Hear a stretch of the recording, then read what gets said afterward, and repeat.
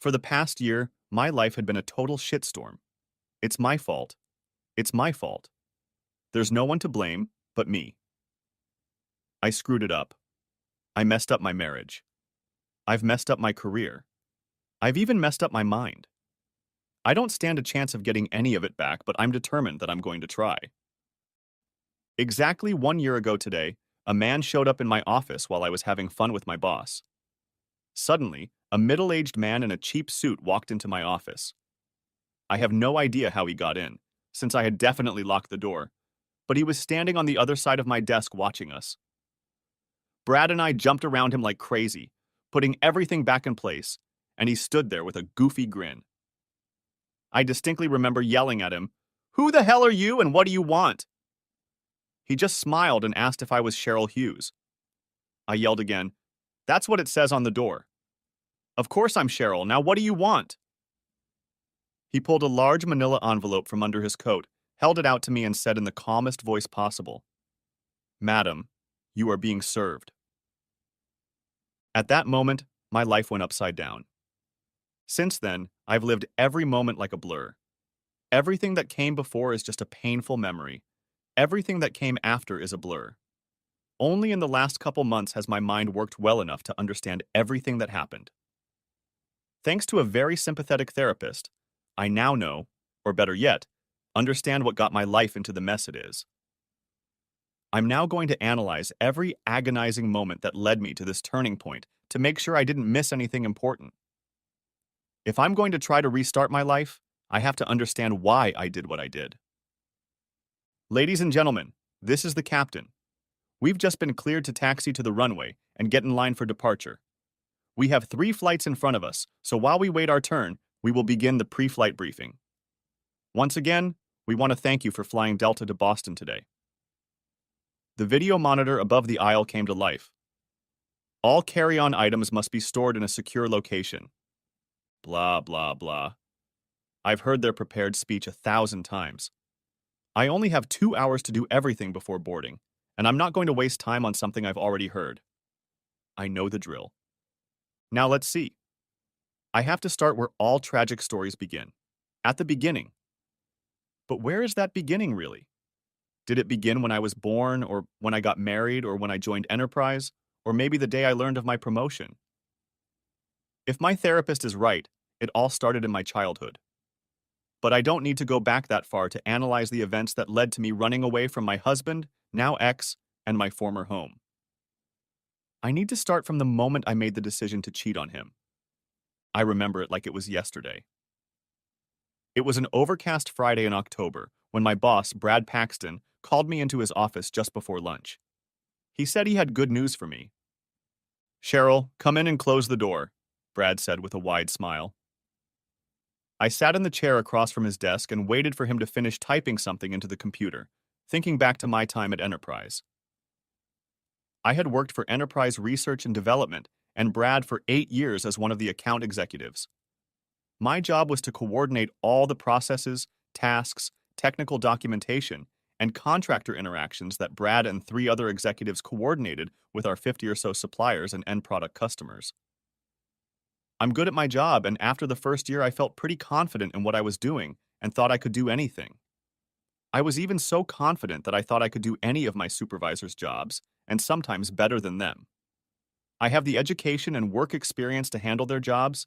It's just that advancing in enterprise management is like trying to break through a brick wall with a marshmallow, especially for women.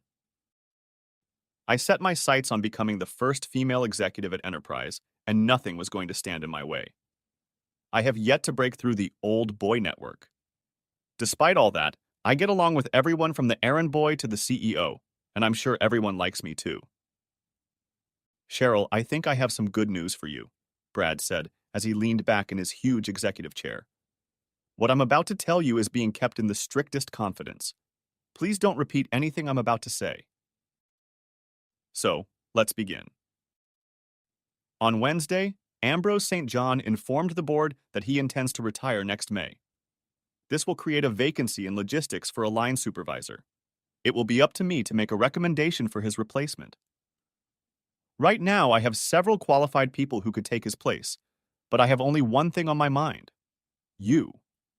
Your work has been exemplary, your attitude has been exceptional, and your knowledge of enterprise procedures and contacts goes beyond what your current position requires. In short, you are a very qualified candidate for the position. But there are several other equally qualified candidates, some with more seniority than you. Now I just can't give the position to you and bypass everyone else. I have to publicize it and interview everyone who comes through HR. But in the end, it still comes down to my decision. Cheryl, I think you'll do a great job. I just can't figure out how badly you want to move up in the company. How strong is your ambition? What can you do to show me that you really want the position of supervisor? Mr. Paxton, since I've been here, I've worked hard to learn everything about everything. There's nothing I haven't done. There's no area I don't have experience in. I've even filled in for you when you were on vacation. And honestly, I've handled everything with ease. Now, I am more than ready for a new challenge, and a management position would be ideal. What can I do to prove to you that I am indeed the perfect candidate for the position? I've thought about it, he said with the same broad smile. I was thinking about getting out of the office where we could spend some time discussing how you could best prove yourself. How about lunch? I have an opening next Wednesday. How about we meet at Le Chateau, say, at noon on Wednesday? That way we can relax, be ourselves, and talk straight. And I'll pay the bill too. I don't see anything wrong with that, I said, smiling back at him. Do you want me to bring anything? No, just yourself. Thank you, Mr. Paxton, for giving me this opportunity. I won't disappoint you. I'm sure you won't disappoint, Cheryl. I'm sure you won't disappoint. La Chateau is one of the swankiest restaurants in all of Boston. The fact that it's in one of the many glass and chrome high-rises in the center of the business district doesn't make it any less discerning. I remember walking to the table where Brad was sitting waiting for me and thinking about the fact that someday I would have to invite Marty here.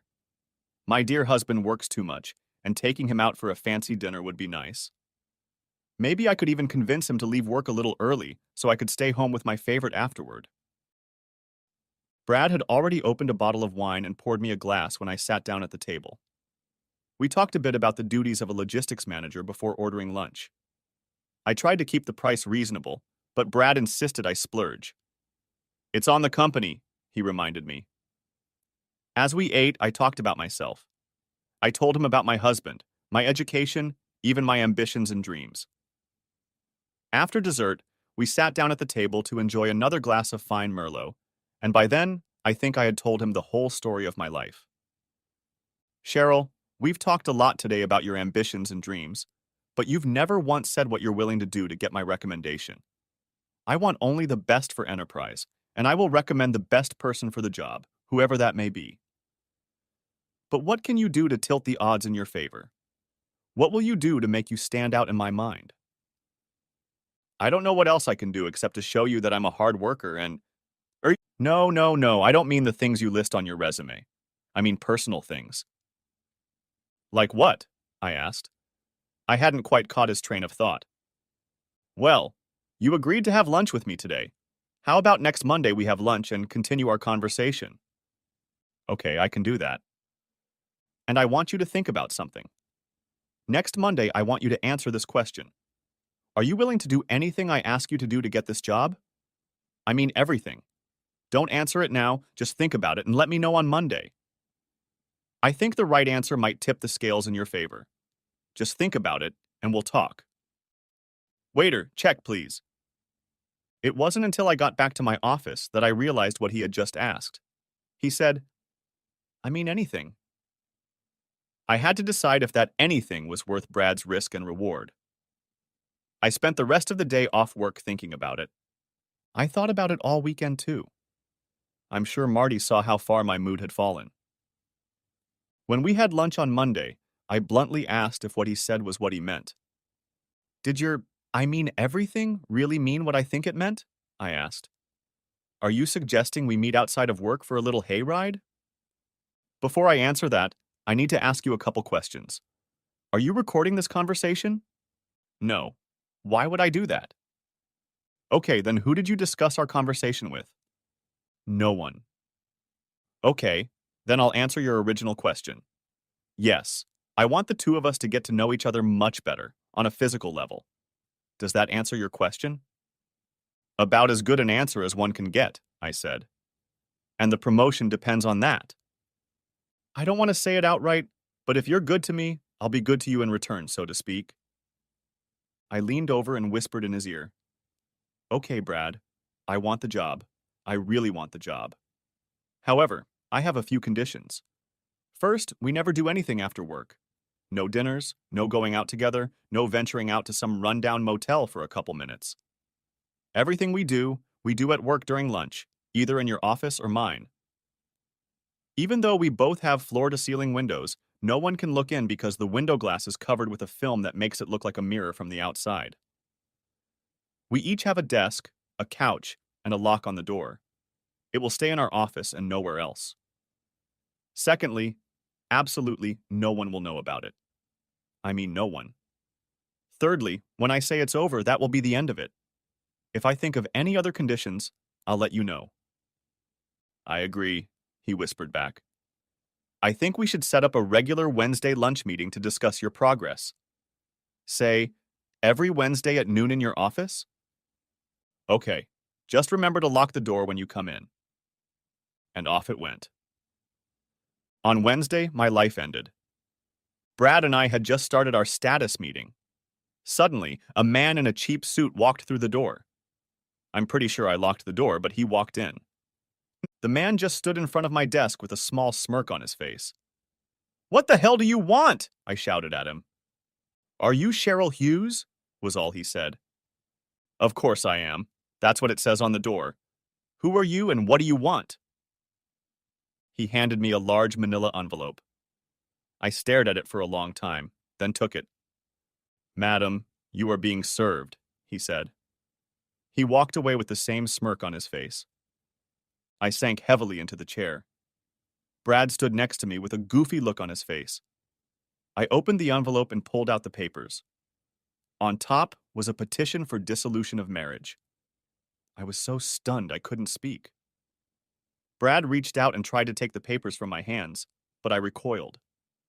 I tried to hold on to them, but the two of us scattered them across the table. There were a few pictures there too, face up. They showed my office, me, and... Carefully, I took one picture in my left hand, the other in my right. I looked at them and my whole life flashed before my eyes. In one of the pictures, I was showing my middle finger, holding it out to the phone. How the hell did he manage to... I never finished the sentence. I knew where they were coming from. I turned to look out the window. I saw another huge glass and chrome building on the opposite side of the street and realized that whoever had gotten those pictures had taken them from there. I ran over to the window, putting my hands to the glass and looking at the building across the street. I'm sure anyone who looked back at me would have seen the look of absolute horror on my face. At that moment, I realized that my life was over. My phone started ringing. I froze. I knew exactly who was calling. Not wanting to hear the voice on the other end, I slowly walked to the phone. Hello, I said with a sob. Tell Brad to leave, Marty growled. I sank back into the chair, holding the phone to my ear and resting my chin on my chest.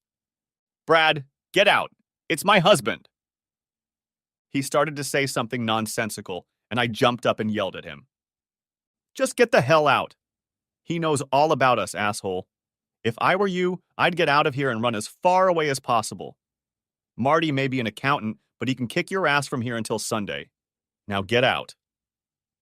When he left, I sat back down and turned my chair to face the window. I sat there waiting for Marty to say something that would put me out of my misery. He said, Cheryl, if our marriage has any chance of surviving, you must listen carefully and do what I say. No arguments, no hesitation. You have one chance and one chance only. Do you understand?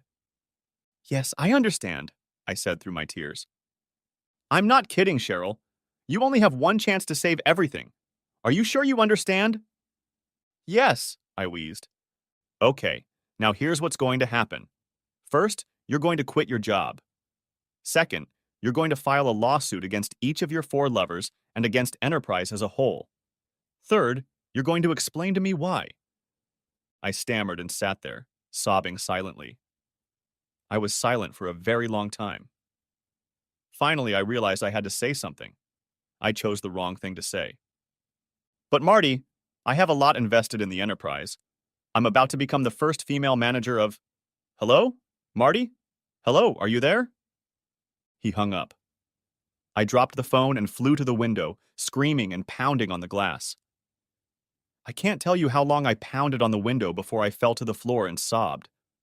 I had ruined everything. Marty knew I was cheating on him and was going to divorce me. Oh my God, what have I done to him?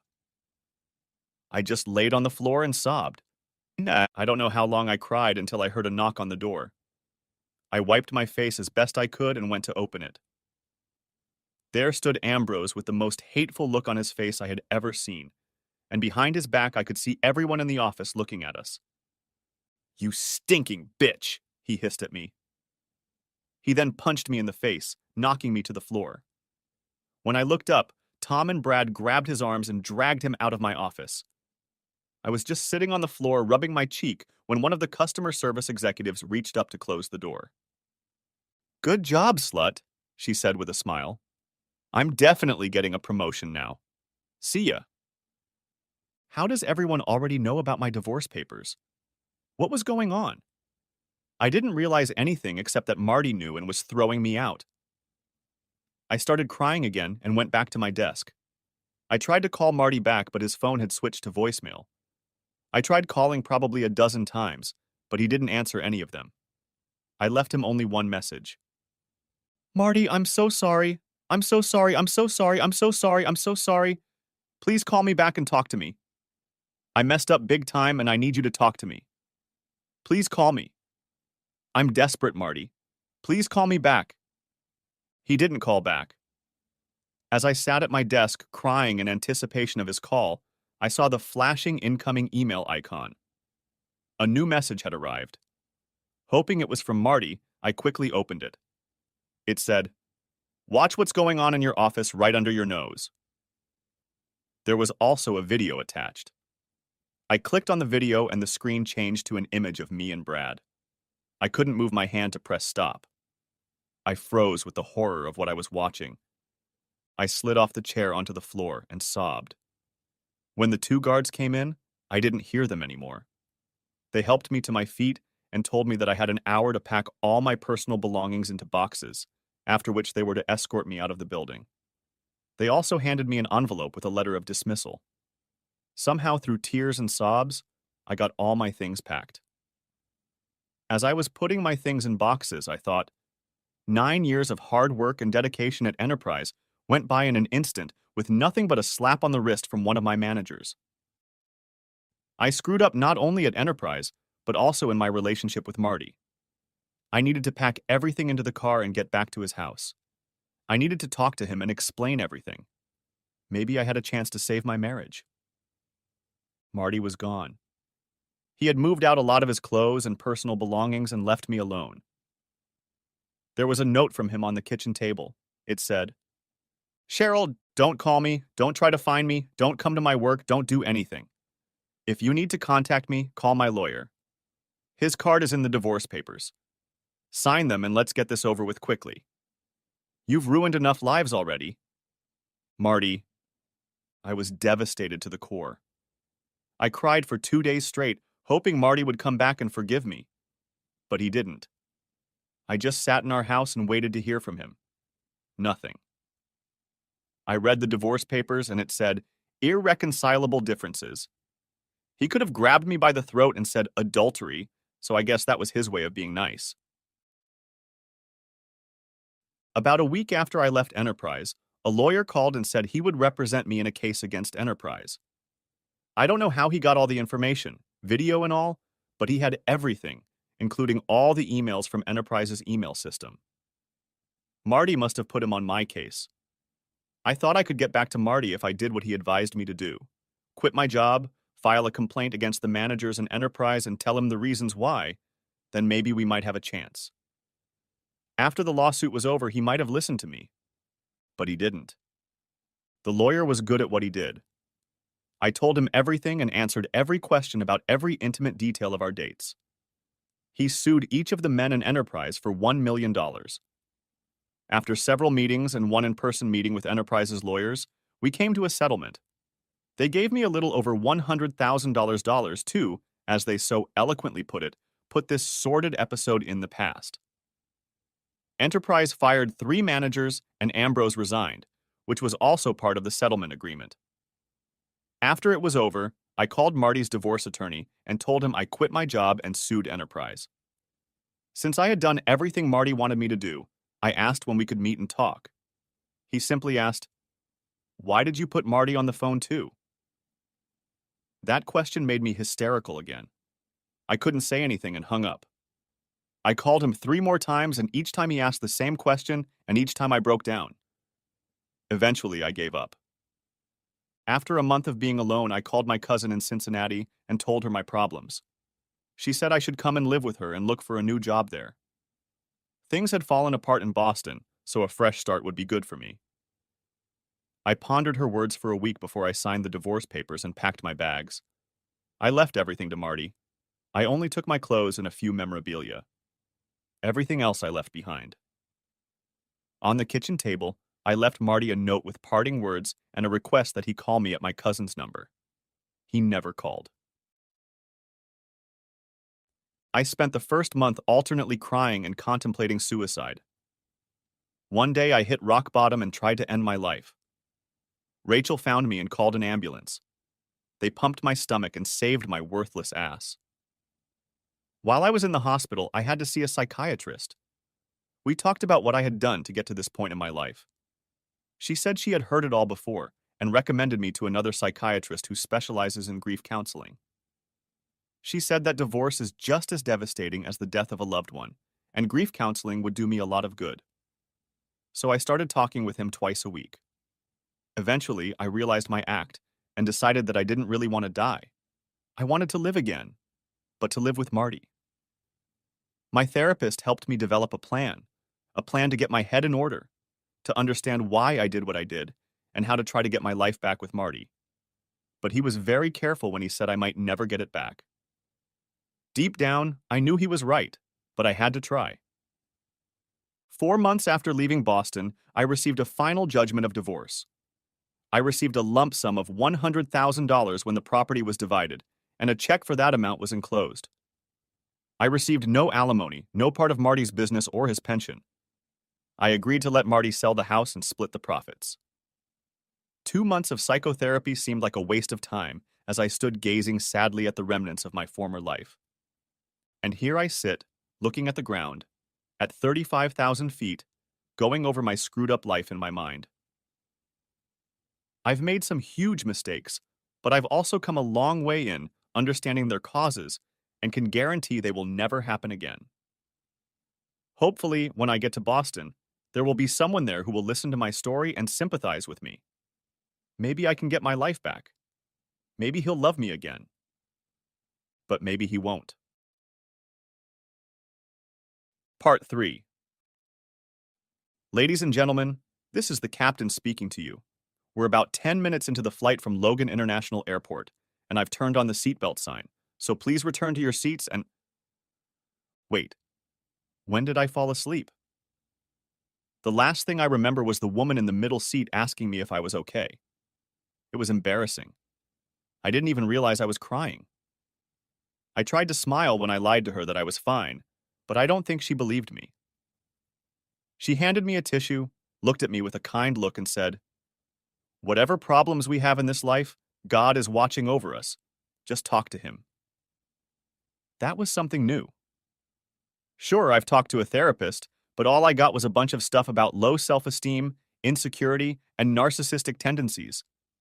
Maybe it wouldn't hurt to have a little talk with him? When I got on board, I thought revisiting everything that had happened over the past couple years would be helpful. But all I did was slap myself in the face again with all the bad decisions I had made, all the lies I had told, and all the pain I had caused.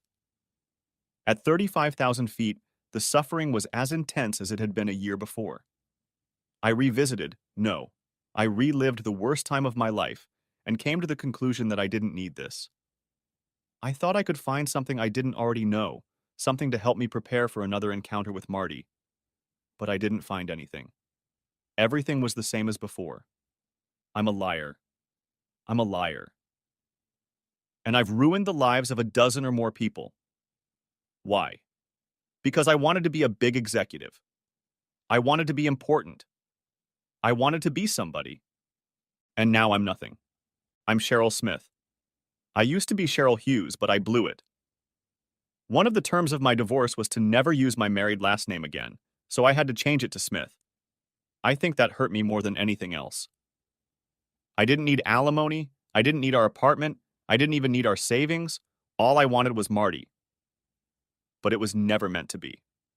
I had hurt him too much, and nothing I could say, no apology, no excuse, no justification, no explanation could cauterize the wound in his heart. I had completely destroyed the man I loved and myself at the same time. I rented a car and headed west on Highway 90 toward my old home in Waltham. I'd taken this route to and from Boston 1,000 times, but this time it seemed strange. I wasn't driving home, but to my former home, the place where my ex-husband lived, where my former life had been lived. A chill ran down my spine. I felt like a stranger in a strange land. I also felt a stray tear fall onto my chest. With good traffic and luck, the trip would only take 30 minutes. Traffic was good, and luck was on my side. Plus, Saturday morning traffic was usually pretty busy, unless Boston College had a football game in the afternoon. I pulled up to my old house 25 minutes later, but I couldn't move. I froze behind the wheel of my rental car, too scared to do what I had traveled 1,000 miles to do. I sat there for a very long time, thinking about the first words I would say to Marty. Hey, Marty, surprise! No, too flippant. Hi, Marty. Judging by the look on your face, you're surprised to see me. No. His expression might not be surprise, but fear or worse, hate. Hey, Marty. Before you slam the door in my face, I want you to know that I came all this way to apologize to you. Not bad, but don't give him an excuse to slam the door in my face. Hi, Marty. I'm here to apologize for everything. May I take a moment of your time to talk to you? Oh, well, I'd have to make do. I should have spent my time on the plane thinking about what I was going to say to him, not reliving all the shit I'd done to him. I took a deep breath and walked to the door. Everything looked the same, except the azaleas on either side of the walkway were gone. I had given them to him when we moved into this house. He always loved those azaleas. The beautiful white blooms in the spring always made him smile, and when he smiled, I smiled too. I pressed the doorbell and waited nervously. Yes, a man said, opening the door. It wasn't Marty. Where's Marty? The man who opened the door was tall and thin and appeared to be wearing only a plaid robe and slippers. He smiled a half smile and looked at me with some apprehension. Who's at the door, Josh? Another man, a little heavier and also in a plaid robe and slippers, came up behind the first and put his hand on the taller man's shoulder. Can we help you? The second man asked. I didn't know what to answer.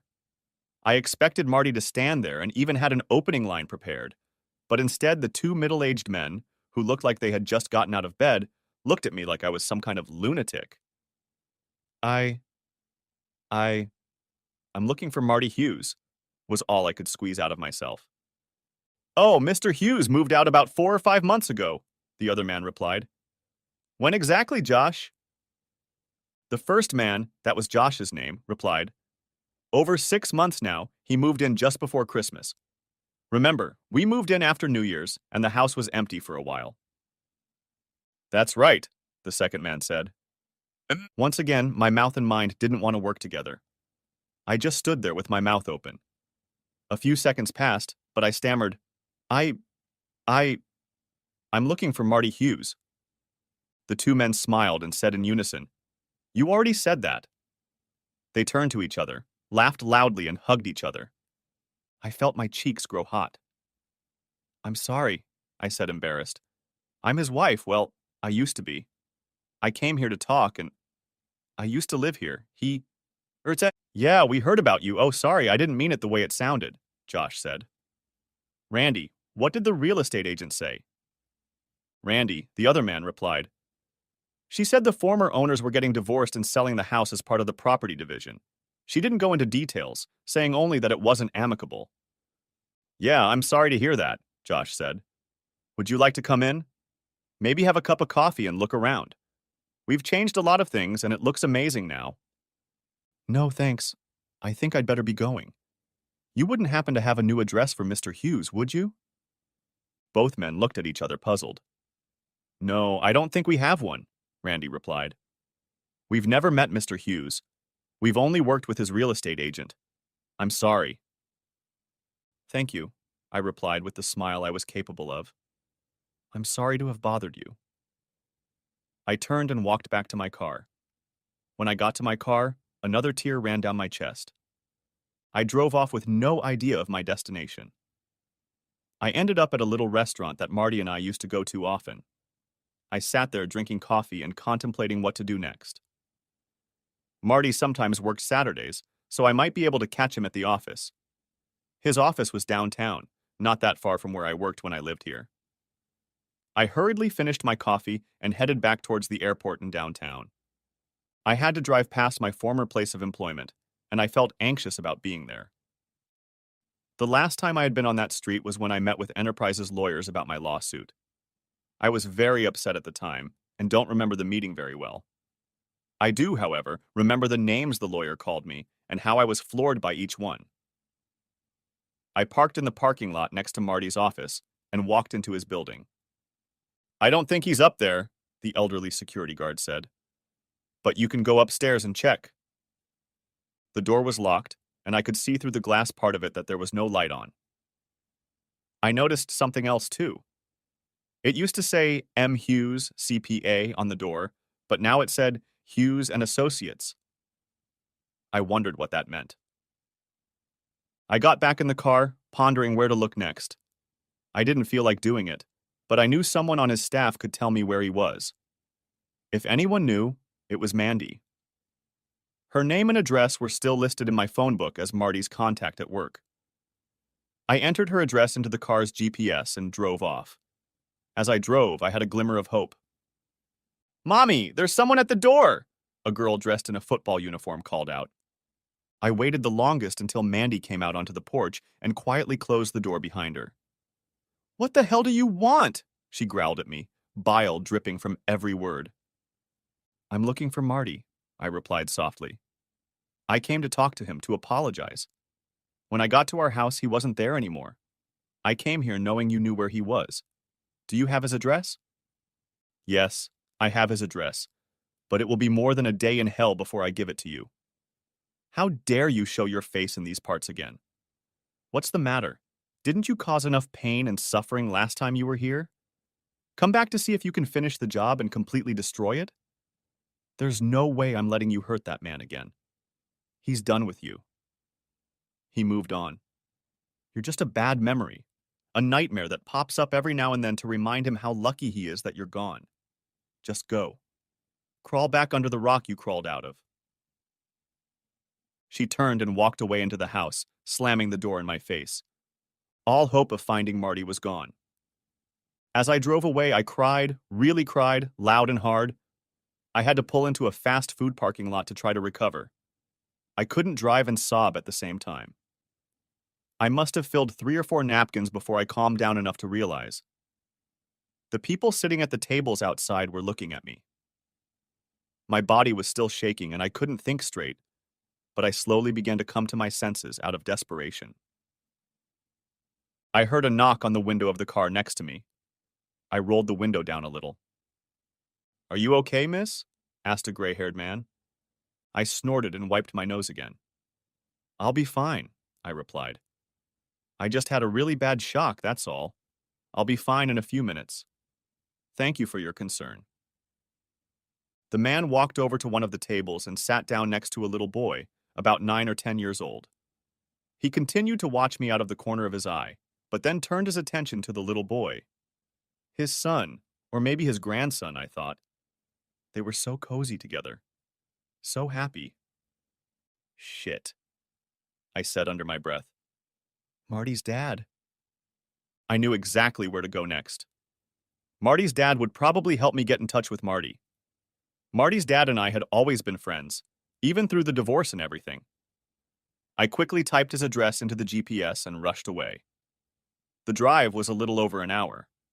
I knew the way without the GPS, but I wanted someone to tell me what to do and which way to turn.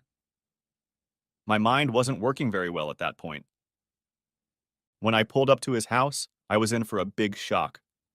There was a big white "for sale" sign hanging right in the middle of the yard. I got out of the car and walked to the door. Hanging on the front door handle was a real estate agent's lockbox and a note that read, "Call Ash Real Estate if needed." Looking through the windows next to the front door, I saw bare wooden floors and blank walls. The house was empty. Marty's father no longer lived here. He was gone too. I sank heavily onto the porch and began to cry again. Most of my tears had already fallen after visiting Mandy, but still, some new ones found their way out. This trip in search of the man I still loved was proving to be a failure. At every turn, I was rebuffed. Marty might as well be on the moon if I couldn't find anyone to tell me where he was. I couldn't take it anymore and started looking around the neighborhood. Across the street lived an elderly woman working in the garden. Maybe she would know something about Marty's father. "Mr. Hughes died 3 months ago," the old woman said from the other side of the old fence. "Just after New Year's, I think. He had a heart attack and died right there in his driveway. I understand he was under a lot of stress for some reason. He probably just succumbed to the pressure. It's sad. He was a nice man, quiet but sweet. His son and daughter and their friends cleaned the house. They are good people, just like their father. Much of what was in the house they gave away to neighbors. They gave me a very nice set of porcelain figurines and his gas grill. It's sad. Very sad." I walked to my car in a daze. Luckily, no cars were passing by, or I might have left too. My trip had come to an end. I had flown 1,000 miles to talk to the only man in the world I had feelings for, and I couldn't find him. At every turn, I failed. I could have gone home. Then I gave up. On my way out of town, I stopped by the cemetery where Marty's father was buried. I wanted to pay my respects and say goodbye. I loved Marty's father. He was a kind and wise man. He was the one who advised me to seek counseling, to find a therapist and ask for help. I knew he already had a grave waiting for him next to his beloved wife Beverly. I walked up the hill and saw his name embossed on the dark granite headstone. I couldn't cry. I had no tears. Now that I wanted to cry, I couldn't. I made a promise to myself that when I got home, I would have a long talk with God. As I stood looking at the grave, I saw a white wicker basket full of flowers leaned against one side of the headstone. It also had a card attached to it. I picked up the small card and read it. "We miss you with all our hearts. Love you always. Brenda and Marty." The flowers were from Marty and his sister, and the handwritten inscription on the card was from a local florist. The florist was on the way out of town, so if I stopped by and asked nicely, they might be able to give me Marty's address. That was my last hope. The young man at the flower store got $100 richer, and I got Marty's address. For the first time in days, I smiled. I knew where Marty was. I was going to see him after all. I had given up too soon. The GPS navigator led me down the road, and I followed it, knowing I would see him. The trip took an hour and a half, judging by the clock on the dashboard, but in my mind it was minutes. I stopped in front of the address the florist had given me and saw a pretty white bungalow with blue shutters. On the porch were 2 wicker rocking chairs and a small wicker table. The lawn was neat and the bushes around the porch were trimmed. The mailbox out front said Hughes, and I knew I had found it. There was a driveway by the house, but no car. Terrified to think he wasn't home, I went to the door and knocked. Nothing, no answer, he wasn't home. I stood there for ages. There was no answer. I was crushed. For the 100th time that day, I sat down and cried. So close, I lamented. but I was determined to wait for him. If he wasn't home by dark, I would go and find a place to sleep for the night and come back in the morning. Until then, I was going to sit in his rocking chair and wait. After an hour or so, I got bored and started walking around the house. Everywhere I saw Marty's touches. Two azalea bushes from our old house stood proudly in the middle of the rocky backyard garden. In the center of the garden stood an antique sundial that read, "Grow old with me, the best is yet to come." Marty said this Robert Browning quote was his favorite romantic saying. On the deck was a gas grill he'd bought just before. Well, just before the end. I could smell Marty everywhere. I could almost smell his aftershave. I was standing on the same grass he was. I was breathing the same air, enjoying the same sunlight. It was wonderful. But Marty wasn't there. I had to be patient. I would see him eventually. I walked up to the porch again and froze, looking around. The house and the whole neighborhood looked exactly like the one Marty had talked about buying when we decided it was time to have kids. The color of the house was perfect. The front gardens were perfect. The other houses in the neighborhood were perfect. Even the little kiddie park on the next street was perfect. It was exactly as Marty described it. His perfect place to start a family. This was supposed to be our home when we had kids. But, it wasn't our home. It was his home. I was no longer a part of his life. A while later, I wandered into a small children's park and sat at a small table made in the shape of a giant green turtle. I thought about all the things Marty and I had talked about when we had kids. He had so many plans and knew exactly what he wanted. He even knew how many kids we were going to have. 2, a boy and a girl. I think he even had names picked out already. But I ruined everything with my ambition and stupidity. Now we'd never have children together, never have a little house in the suburbs, and we wouldn't live happily ever after. But if Marty came home and I explained to him how sorry I was and how much I still loved him, maybe he would forgive me. Then maybe we would have lived happily ever after. This time the tears were enough. I sank down on the table, wrapped my arms around my head, and cried. Deep sobs burst from my chest. I stared into the bottomless pit and sobbed. And for the 100th time, I wanted to die. Without Marty, my life had no meaning. Oh God, my heart ached. In the midst of all my tears, I felt a hand on my shoulder. I wiped my eyes with my sleeve and turned around. There he was. Marty was standing behind me with his hand on my shoulder. He had a sad smile on his face, but he was there for me. I jumped up from the small table, threw myself around his neck, and hugged him like he could fly away at any moment. I cried on his neck. I repeated his name over and over. I told him how much I missed him and how much I loved him. He just put his arms around me and let me cry on his neck. And that's when I saw the others. There were 3 women standing at the edge of the small park. I recognized Mandy and Adriana, but I didn't know the young Asian woman. All 3 stood with their arms crossed over their chests, and if looks could kill, I was already on my way to the afterlife. Hey, Cheryl, Marty said in my ear. Do you want to come in?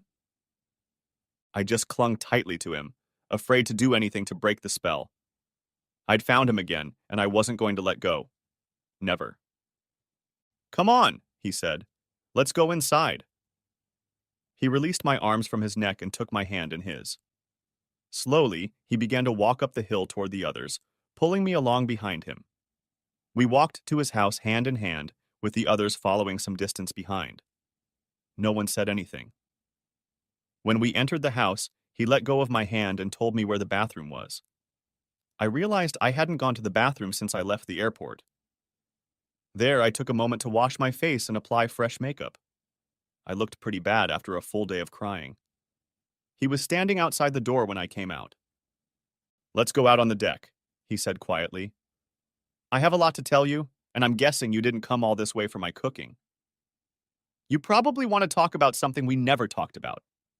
I think the time has come. Let's go.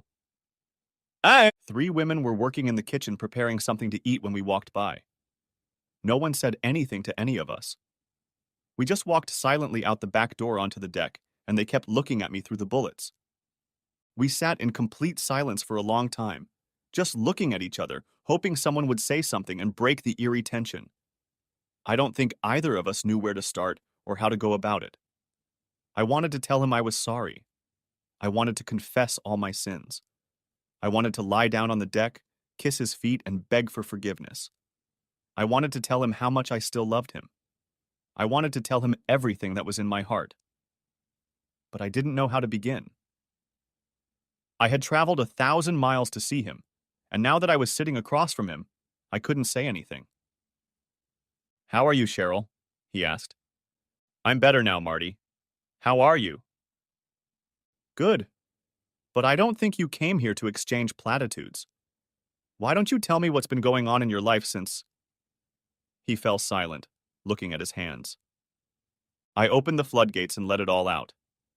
"Marty, I don't know how much you know, so I'm just going to tell you everything, but just the highlights. The lawsuit against Enterprise was settled between attorneys. We didn't have to go to court or arbitration. They paid me a decent amount of money, and the money you gave me was enough to move to Cincinnati and start over. My cousin Rachel helped me a lot. You remember Rachel? She was at our wedding. She was the one with the limp. So she found me a place to live and helped me find a new job. I work for a software company and I teach clients how to use our systems. It's a good job, and the people there are nice. Since I left Boston, I've been seeing a psychologist. He has helped me understand why I acted the way I did. The most important thing I realized is that everything, and I mean everything, is my fault. You did nothing to cause any of this. I am to blame. You were just an innocent bystander.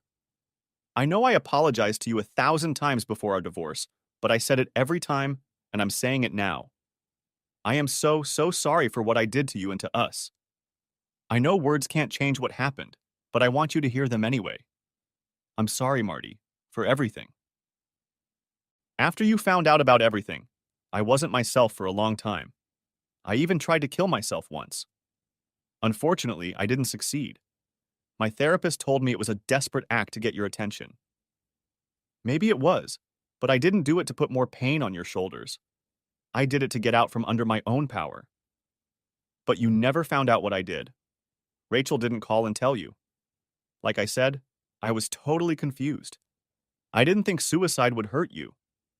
And what I did to the managers at Enterprise was something else I didn't think would hurt you. I thought if you didn't find out, it wouldn't hurt you. How wrong I was. I never realized how much I hurt myself, which in turn hurt you. My therapist also told me something I never knew, but looking back on my life, I realize he was right. He said that I had little confidence in my abilities and low self-esteem. This means that I believed that I could not get promoted because of my strengths. This is the main reason why I did what I did. Having fun with Brad would have guaranteed a promotion. It was only later that I found out that the CEO had already spoken to the board about my promotion. I made an incredibly bad decision starting with Brad, and it was out of the control of the other three. I'm not going to make excuses and say I was forced into it. I went into it of my own free will. I thought it would stop when I got promoted. I didn't think about anything more than a promotion. Marty, I don't know how you found out about this, and it doesn't matter. All I know is that you did. When you sent everyone in the company an email with a videotape of me and 4 managers, I was devastated. I deserved it. I know that now. And I would have accepted any punishment if you had only listened to me and heeded my apology. But you didn't. When your lawyer told me you refused to talk to me and didn't want to see me anymore, I went a little crazy. I destroyed the only man I ever loved and will ever love, and you didn't want to talk to me. And God, what I did to those people's families. Do you know that 3 of them divorced because of what we did? The 4th one's wife said she could make him even more miserable in her marriage to him than by divorcing him. I guess that's what she's doing. Marty, I helped break up 4 families, not 5, including ours. Their wives and children didn't deserve that. You didn't deserve it. All because I wanted the job. When I filed the lawsuit, Enterprise fired 3 of them, and the 4th retired. I don't know what happened to them because I haven't had contact with any of them, but I'm sure I ruined their lives too. That's over a dozen people devastated because of my ambition. The lies I told you were also hateful. To cover up what I did, I lied about everything. Believe me, Marty, I've never lied to you until now. From the day we got married, I've always shared everything with you. And then the lying started. I started with Brad, and I lied to cover it up. For that, I'm truly sorry. I hope someday you'll find it in your heart to trust me again. If not, I'll understand. I want to say a couple more things before I start crying again. I hope you'll believe me when I tell you that everything I had with those men didn't mean half of what one night in your loving arms meant. It's a cliche, see, I know. I never did with them what I didn't do with you. I have to say I loved being with him, but it wasn't the same as being with you. And most importantly, I never once told them I loved them. I told them all kinds of stuff, but I never said, I love you. I only said it to you and always meant it. And God knows, I love you as much now as I ever did. The last year has been hell for me. Not having you in my life has turned me into a half man, and I'm guessing it's been just as hard on you. But Marty, I'll do anything to get you back. I'll take any punishment. I'll accept any conditions you want. I'll make any sacrifice. Tell me what you want, and I'll do it. No matter what, I'll do anything. If you want me to fall on the floor and kiss your feet, I'll do it. If you want to publicly humiliate me in front of my family and friends, I'll gladly stand and endure. If you want to get revenge by cheating on me while I sit and watch, you can. Do whatever you want, just let me back into your life. Please, I'm begging you. I started sobbing and couldn't finish. Marty sat in silence for a few minutes until I pulled myself together again. I'm so sorry. I said I wouldn't cry until I was done.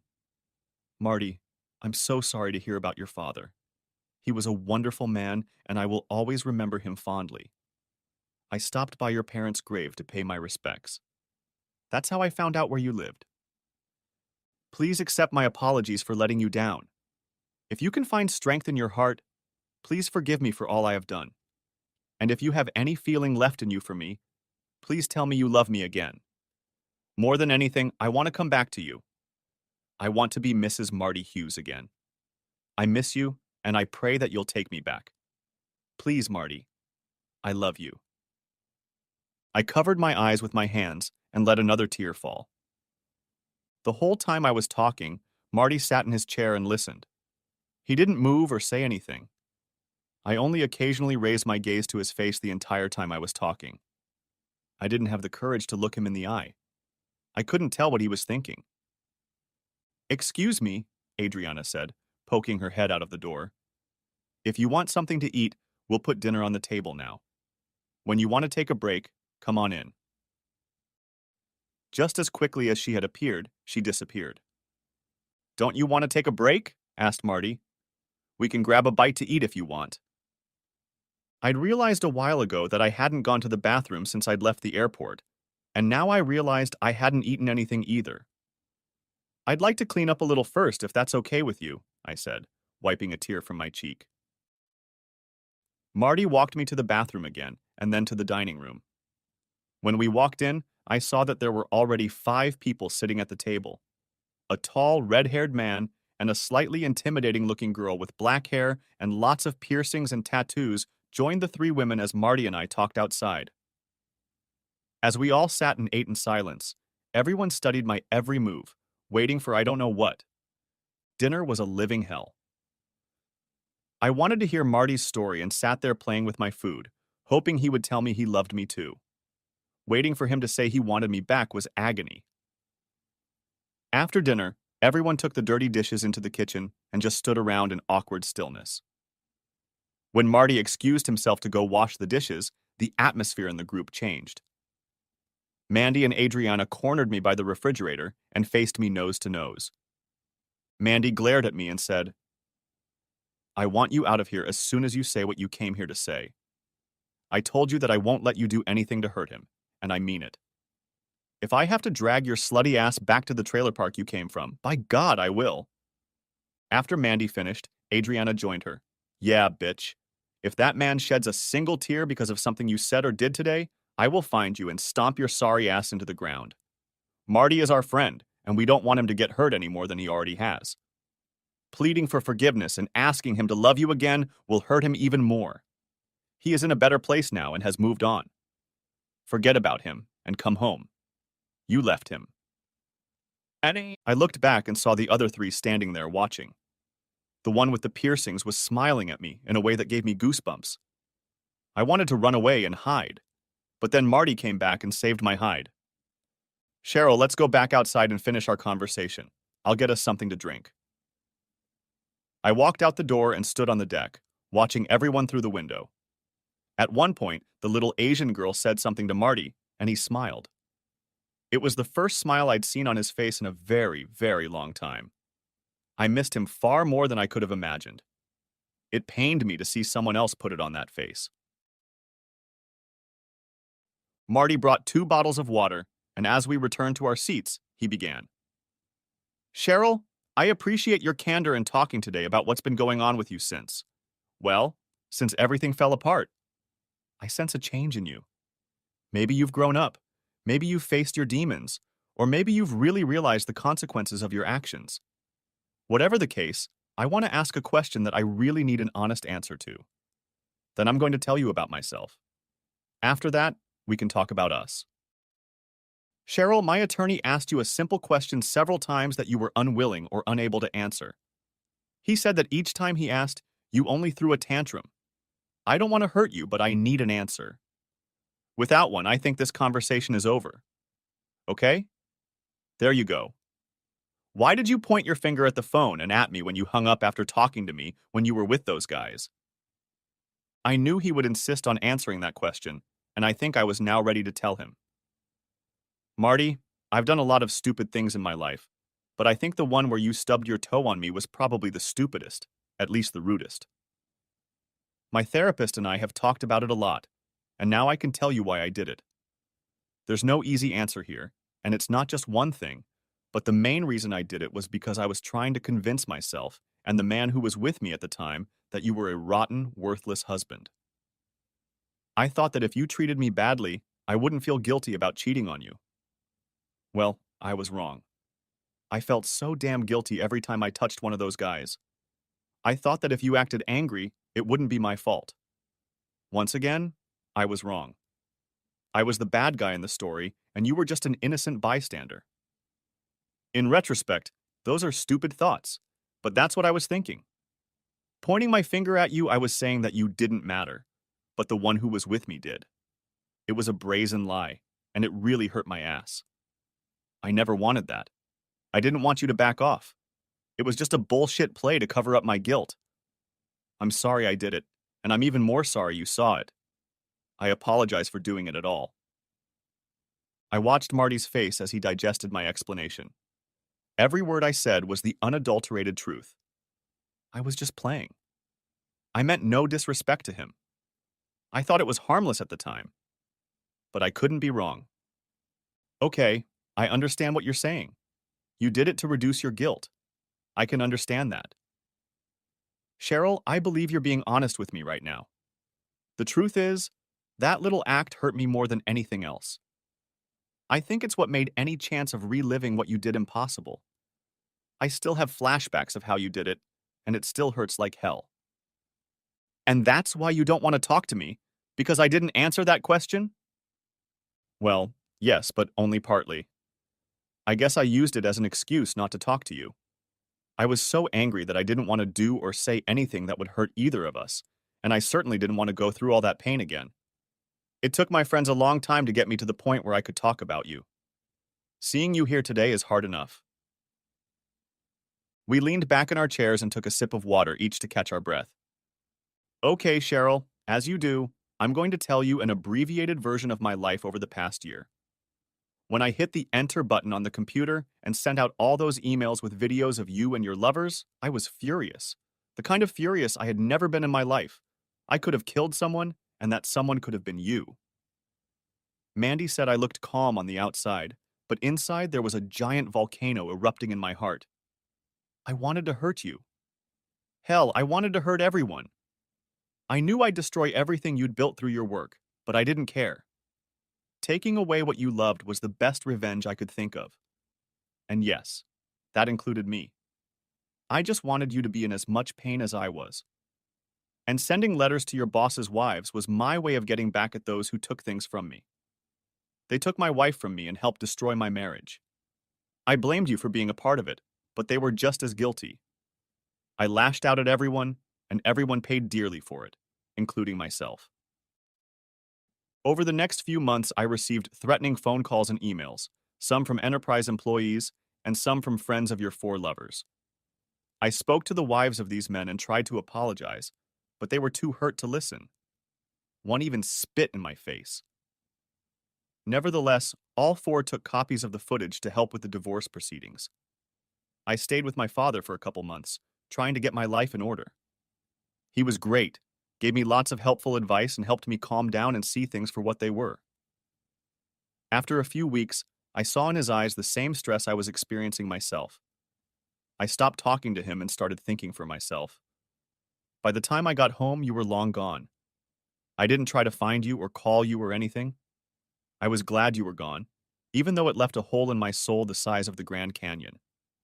I think I cried for 3 days straight before my little group of like-minded people came and said they were having an intervention.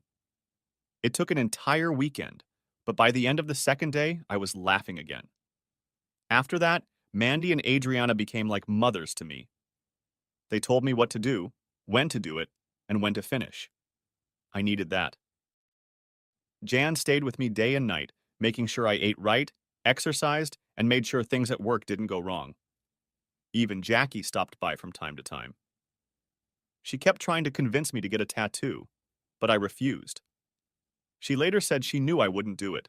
She was just trying to get me out of my comfort zone of misery and back to reality. I became too comfortable in my sadness. One weekend, Red brought a bunch of action movie DVDs, pizza, and beer, and we had a man's night out that lasted 2 whole days.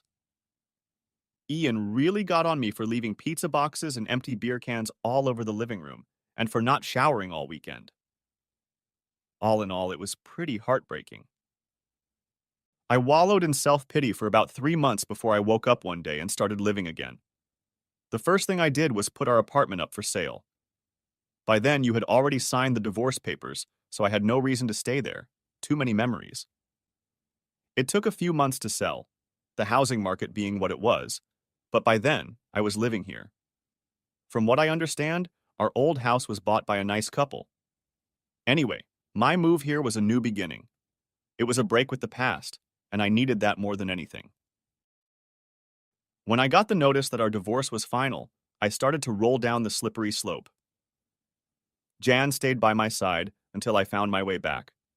From that point on, I worked more than ever, stayed at home tending to my little bungalow, and spent as much time with friends as I could. They have been my support. I don't know if I would have survived without them. I don't know whether to tell you this or not, but my little video of your adventures showed up on the website about a month after I sent it to everyone. Red found it, but I didn't ask him how. I didn't post it there, honestly, and I'm sorry it got there. I don't know what you can do about it, but I'll give you the URL anyway. I put the proceeds from the sale of the house in the bank, and your half is a little over $22,000. I'll write you a check tonight. I'm sorry I didn't send it to you sooner. I just didn't want to meet your eyes. Cowardly of me, I know. Before dinner, you asked me a couple things. I think I can answer them now. Anyway, I've been thinking about them for a while now. You asked me to forgive you. Cheryl, I forgive you. I forgive you, but for completely selfish reasons. I can't carry around all this hatred for you, so by forgiving you, I'm relieving myself of those feelings. Cheryl, I don't hate you anymore, but I also don't love you anymore. Sure, I can forgive you, but I can't forget what you did. Believe it or not, the few times I watched you with your lovers destroyed all the good memories we had together. Gone are our hopes and dreams. It's all gone, Cheryl. All the good memories, all the good feelings, all the plans we ever made, it's all gone. And the hostility I felt is gone too. Now I'm learning to trust, love, and believe all over again with a clean slate. So I think you see where I'm going with this. Cheryl, I don't have any feelings for you anymore. All the love is gone. I once loved you more than anything in the world, and now, someday there will be a Mrs. Marty Hughes, but it won't be you. I can't look at you without seeing you bent over your desk with some guy behind you, and I can't look at you without seeing you pointing a finger at me. I'm sorry if this ruins all your hopes of reconciliation, but I can't go back. It's too painful a part of my past. I'm moving forward without you. I was devastated. I just sat there and sobbed. My life was over. I would never be with the love of my life. Oh God, why me? Muttered to myself over and over. Marty got up and brought me a box of tissues and left me to cry alone. When I looked up a few minutes later, I saw him in the kitchen surrounded by his friends, with a little Asian girl resting her head on his shoulder. Now I knew what they meant when Mandy and Adriana told me he'd moved away. I was the past, and his new Asian girl was his future. I sat there crying until the daylight started to fade. I gathered my strength to walk through the kitchen and into the bathroom. I combed my hair again and gathered my courage before going outside. Everyone was standing in the living room talking to Marty. When he saw me, he held out an envelope. This is your portion of the condo sale, and on the back, I wrote the URL to the video. Just like that, it was over. My hopes of getting him back were gone.